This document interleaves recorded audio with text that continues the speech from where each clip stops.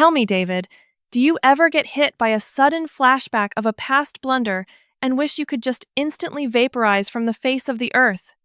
Just vaporize. I'd rather permanently relocate my planetary residency to another galaxy for good measure. Spoken like a man with a wealth of mortifying experience, I presume? Far too many to count. Every night before drifting off, my brain takes it upon itself to broadcast a special segment titled The Most Catastrophic Fails in Human History. Oh, my mind does the exact same. It operates like a ruthless editor, cherry-picking the absolute worst, cringe-inducing scenes to put on an eternal loop.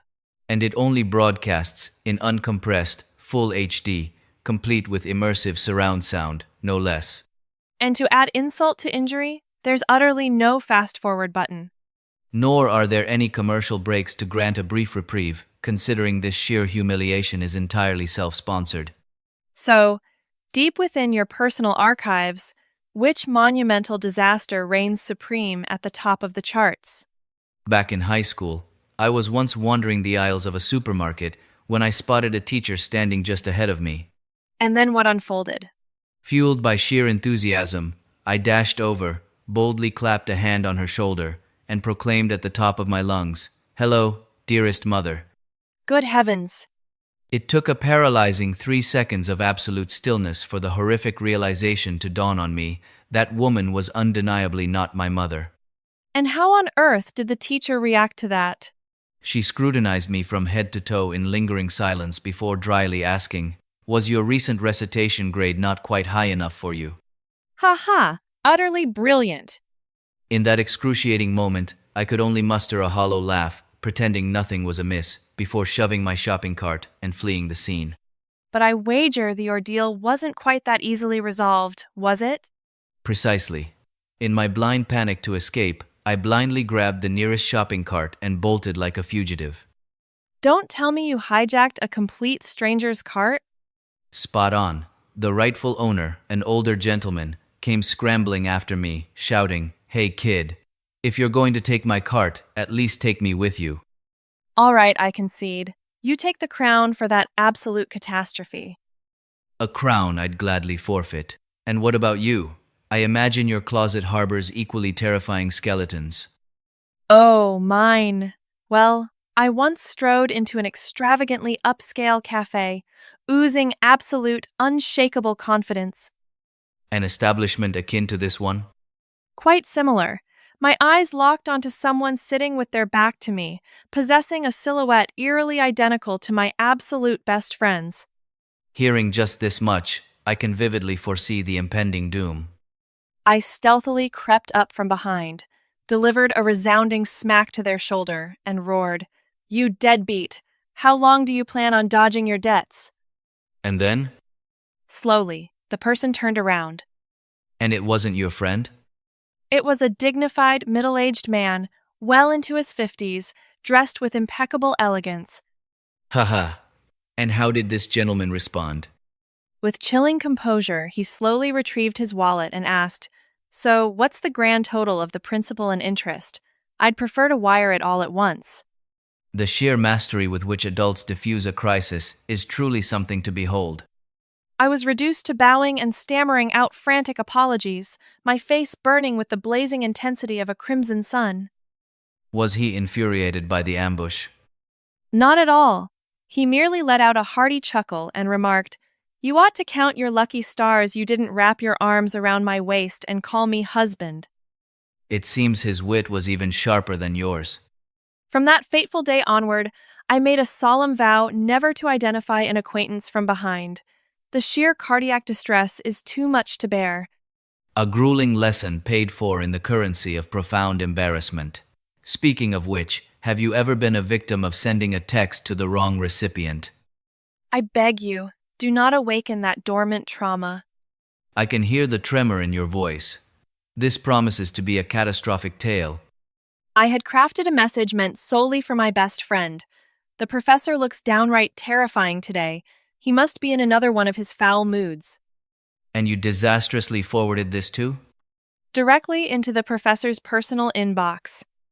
Oh, what an unmitigated disaster. Did he grace you with a reply? he replied with a devastatingly brief message. I am trying my best. Such absolute brevity, yet it delivered an infinitely lethal blow. That singular sentence haunted my waking hours, robbing me of sleep for 3 consecutive agonizing nights. As for me, I once inadvertently fired off a hysterically laughing sticker to my mother. Surely that is a mundane occurrence. What could possibly be mortifying about that? The harrowing context is that she had just sent a preceding text declaring, I slipped and fell, heading to the emergency room for scans. Oh, merciful heavens, how did you ever attempt to salvage that? Struck by absolute panic, I scrambled to call her back in a frenzy. And what verdict did your mother deliver? She answered the phone and drawled with chilling leisure. Have you finished laughing, darling? Just let me know when you're done so I can proceed to the X-ray room. A profoundly impossible situation to talk your way out of. To this very day, at every solemn family gathering, my mother resurrects that heinous tale to regale the entire bloodline. Families are truly the most prestigious and ruthless archives of our most incriminating moments. A devastating reality where a clear history button simply does not exist. I once found myself strolling through a grand shopping pavilion, practically glowing with confidence, my hair majestically sweeping in the breeze. Let me guess, a spectacular trip and fall? Far from it. I marched resolutely into a solid plate glass door, operating under the tragic illusion that it was open. A resounding, earth-shattering thud. Precisely. A thunderous impact that echoed through the halls. I shudder to ask, was there a sizable audience? At a conservative estimate, no fewer than 20 bewildered souls bore direct witness to my collapse. The absolute zenith of mortal humiliation. Yet the true tragedy lies in my aftermath. Staggered by the collision, I valiantly attempted to salvage my shattered dignity by meticulously inspecting the structural integrity of the glass. You committed to the performance right then and there? I confidently tapped the pane twice, nodded in a display of profound architectural approval, and only then resumed my journey. And did a single soul buy this magnificent charade? Not a solitary soul, though I like to believe they silently applauded my desperate, heroic bid to resurrect my fallen honor. As for me, I once suffered a spectacular wipeout right in the epicenter of a sprawling grand lobby. Did you bounce back to your feet instantly? Heavens, no. I remained anchored to the marble floor in paralyzed silence for a solid 5 seconds, fabricating a sudden, intense need to tie my shoelaces. While wearing flip-flops, I presume? Astute observation. I crouched there, fervently massaging the rubber strap as though unraveling a mystery of profound complexity. A terrifyingly cool demeanor. They often preach that the passage of time heals all wounds. Yet time harbors no obligation whatsoever to cleanse the archives of our darkest memories. Indisputably true. Occasionally, whilst standing over a sink of suds, a relic of ancient humiliation will ambush me, and I find myself chuckling in absolute solitude. Only to internally marvel, how was it humanly possible to possess such monumental foolishness in that fleeting moment? An unwitting spectator might genuinely conclude I was engaged in a fierce philosophical debate with my own crockery. Yet upon deeper reflection, the moments etched most vividly into our souls are never the instances of our flawless perfection. Rather, they are the chapters of our most spectacular absurdities. Should life unfold on a tedious, uneventful plateau, void of these soul-crushing fiascos, we would be utterly starved of this magnificent banter. And hence, as we sit here indulging in this exquisite coffee, we offer a silent homage to the chaos of our pasts for bestowing upon us these tragicomic masterworks. I merely harbor a fragile hope that destiny refrains from commissioning any fresh episodes in the future. I would tread lightly with such declarations. The universe possesses an ironic sense of humor. Whatever do you mean? Your coffee chalice is perilously teetering on the very precipice of the table. What? Where? Ha ha ha, a mere jest. Though your sheer, panicked reflex was an absolute marvel to witness. David! One more vile trick of that nature, and you shall bear the sole burden of today's reckoning. I graciously accept the terms. Just ensure that upon settlement, you refrain from inadvertently addressing the cashier as mother. You truly are relentless, never passing up an opportunity for a merciless jab. Sophia, prepare yourself. I've harbored a rather mind-bending philosophical inquiry. Are you brave enough to entertain it? Provided it doesn't culminate in a request for a fiscal loan, my ears are open to the most bizarre absurdities the universe can conjure. Haha, rest easy. This venture is vastly more intriguing. Picture this. What if, overnight, the entire feline population suddenly acquired the power of human speech? The prelude to a majestic, large-scale overthrow of humanity, I assume? What grand decree do you suspect would be their inaugural message to us? Undoubtedly a condescending snarl. Have you wretched humans finally ceased your unbearable clamor to heed the words of your supreme overlords? I'd stake my fortune on a grievance. How dare you consistently discard the flawless architectural marvels that are cardboard boxes? Nonsense, feline arrogance knows no bounds. They would immediately summon a press conference of catastrophic global proportions. Under the blistering banner of 10 millennia of enduring human incompetence. Precisely. The keynote orator would be a monumentally rotund tomcat, perched atop an elevated grandstand, piercing the masses with a gaze of unadulterated contempt. While fiercely refusing to dignify a single mortal query from the press corps. For such is the unyielding sovereign style of our majestic emperors. Now, the mantle passes to me. Were you endowed with the spectral gift of invisibility for a mere 24 hours? I would stealthily infiltrate a grand museum, solely to indulge in a profoundly deep slumber. A museum of all places? Would embarking on an epic exploration of the globe not stir your soul, rather than succumb to sleep? The silence within is absolute. Let me bestow upon you the grandest secret of adulthood, unearthing a sanctuary, untainted by the chaos of mankind, merely to capture an undisturbed rest. A pragmatism so incredibly bleak, it is genuinely terrifying. And what chaotic undertaking would you pursue? I would infiltrate the sprawling aisles of a supermarket. To pilfer complimentary delicacies in the shadows. Heavens, no.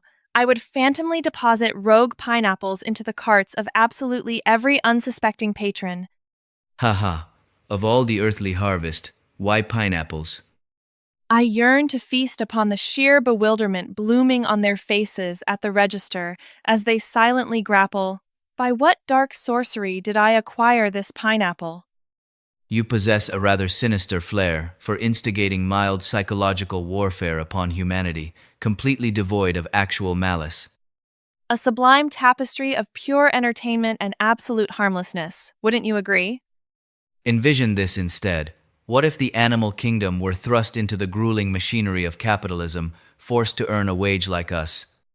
In such a dystopian timeline, the majestic sloth would undoubtedly be the inaugural victim of unemployment. I would not leap to such hasty conclusions. By what logic? Anchored by such glacial momentum, what viable service could they render? They would be aggressively headhunted for the elite title of Corporate Leisure Enhancement Specialist. The solitary mandate, remaining gloriously static and radiating tranquility. A surprisingly flawless corporate strategy.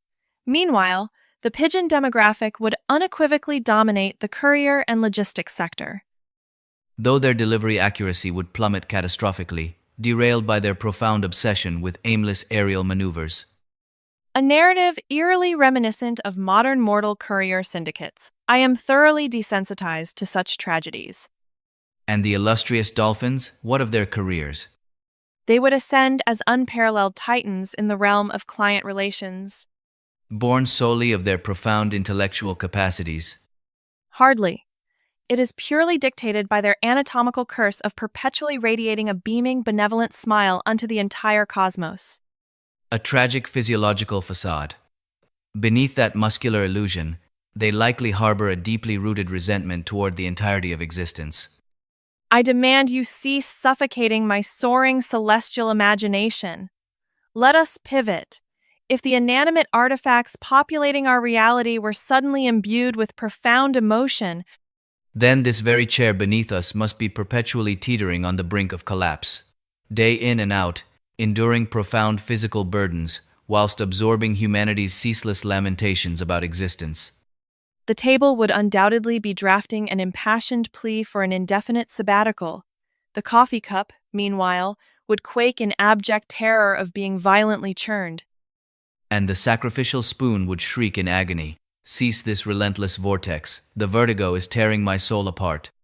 Yet the zenith of sorrow belongs exclusively to the final reckoning the invoice, unfairly condemned as the ultimate villain in every symposium of joy. Incontestably. A mere glimpse of its cursed parchment drains the blood from every vibrant face in the vicinity. What if, rather than elongating akin to the cursed puppet Pinocchio, our nasal appendages erupted in radiant illumination with every fabricated deceit? The nocturnal metropolis would transform into a blinding, resplendent utopia, yielding miraculous economic boons in municipal street illumination. Indeed, conversely, the standard corporate boardroom assembly would flawlessly mimic the chaotic radiance of an intensely psychedelic light festival. Merchants and vendors would be forced into donning impenetrable ocular armor, lest they be perpetually blinded by the searing deceit of their own clientele.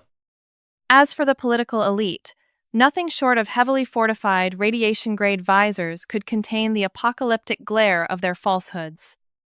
Were you granted the celestial power to traverse the currents of time and commune with your 10-year-old incarnation, what prophecy would you deliver?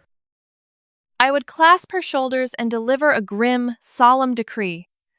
Under no terrestrial circumstance should you ever trust the seductive propaganda of the hyper-spicy confectionaries. I sensed the lingering trauma of a fallen victim. I foolishly partook in a singular orb. The catastrophic aftermath involved obliterating 3 entire canteens of water, yet my oral cavity remained a raging volcanic inferno. I was, tragically, plagued by blind valor. I reject the notion of valor. That is the quintessential definition of tragic naivety. My mandate to my juvenile self would be chillingly precise. Never, under penalty of sheer ruin, attempt a self-administered fringe trim on the eve of the Lunar New Year. Ha ha ha! Is that the pinnacle of your regrets? Was this truly a crisis of such catastrophic proportions? It was a disastrous lapse in judgment that transformed the sacred family archives into a sinister, unerasable chronicle of my darkest shame for an entire torturous decade. Suppose humanity was universally endowed with a mystical artifact, a temporal pause, trigger for existence. At what exact juncture would you deploy it? I would trigger the suspension of time mere microseconds before confronting the relentless inquisitions of the elder kin, the wretched, echoing demands of, "When shall you wed?" or "What is the precise sum of your wage?" I would paralyze time instantly. And for what sprawling epoch would you maintain this temporal stasis? Oh, a modest duration, perhaps half a decade, merely to architect a reasonably impervious defense. The interrogator would be wholly convinced your mortal vessel had suffered a catastrophic glitch or a severance from reality. My aspirations are vastly purer. I would hammer that relic every dawn solely to gorge on several additional hours of slumber. The sanctity of sleep remains the ultimate, unrivaled truth of the cosmos. Should the fates permit you to undergo a transmogrification into a mundane artifact for a single rotation of the earth, what vessel would you inhabit? A majestic bolster pillow, to be embraced in perpetual comfort, and infinitely more crucial bolsters are utterly immune to the tyranny of corporate correspondence, a tapestry of absolute, untroubled serenity. And your chosen form? I harbor a burning desire to manifest as an alarm clock. Good heavens, why willingly morph into the most globally despised entity in existence? I crave the visceral ordeal of being brutally battered every dawn, yet possessing the unbreakable resolve to furiously screech into the abyss to fulfill my cosmic duty. An absolute masterpiece of tragic resilience, wouldn't you say? I would classify it as a profoundly pitiful tragedy. Now, ponder an apocalyptic scenario wherein humanity was magically bound to vocalize the unvarnished, absolute truth of their minds. This very sanctuary of caffeine would instantly descend into a theater of unhinged, chaotic melodrama. The server would approach, inquiring with hollow courtesy, "Is the beverage pleasing to your palate?" The patron would ruthlessly unleash the truth. The liquid is adequate, but your pricing structure is nothing short of daylight extortion. To which the server would solemnly nod and profess, "Indeed, the staff harbors the exact same grievances." All while the proprietor is materializing like a vengeful phantom directly behind them, wearing a visage of absolute, impending doom. Merely conjuring the imagery chills the atmosphere to absolute zero. A realm shackled to pure honesty would be an unendurable, terrifying wasteland of shattered egos. Undeniably so. It appears the delicate veils of courtesy and artful deception are the very oxygen that renders mortal existence endurable. The final crucible. Should the universe force you to inherit one sole magnificent blessing, sovereign flight, the telepathic harvesting of mortal thoughts, or deciphering the tongues of beasts, I claim the latter. I am consumed by an agonizing curiosity regarding the internal monologue of that sparrow beyond the pane, judging our existence. Who is to say its thoughts are not profoundly primitive? Why do these two fleshy giants incessantly vibrate their jaws? I demand to know if they shall surrender any pastry crumbs to the void outside. Should that be the case, the avian creature shares your devastating pragmatism? And what cosmic gift would you harness? I would undoubtedly claim the majesty of flight. Driven by a poetic yearning to dance amongst the clouds in unbridled sovereignty? Nothing of the sort. My sole ambition is to obliterate the torment of gridlocked rush-hour commutes. You harbor a truly unparalleled talent for brutally anchoring every soaring fantasy down into the bleak abyss of reality. Whereas you possess the mystical prowess to weave barren hypotheticals into the most vibrant, sprawling tapestries of narrative. And by the sheer magic of our banter, our chalices of caffeine have been mysteriously drained to the very last drop. And we have successfully squandered a beautiful afternoon fiercely debating phenomena that possess zero mathematical probability of manifesting in our reality. Yet paradoxically, is it not these wildly absurd, profoundly illogical parleys that grant us the absolute zenith of joy and liberation? I am in unwavering agreement. Prepare your intellect for the coming week. I possess an extensive, sinister ledger of bizarre inquiries yet to be unleashed. I accept the challenge, though, for the sake of self-preservation, I shall secure an iced coffee next time. Why the sudden shift to the chilled variant? Because should your interrogations stretch into eternity, an iced concoction merely waters down, remaining perfectly palatable, sparing me the tragedy of a freezing, lifeless brew like today's casualty.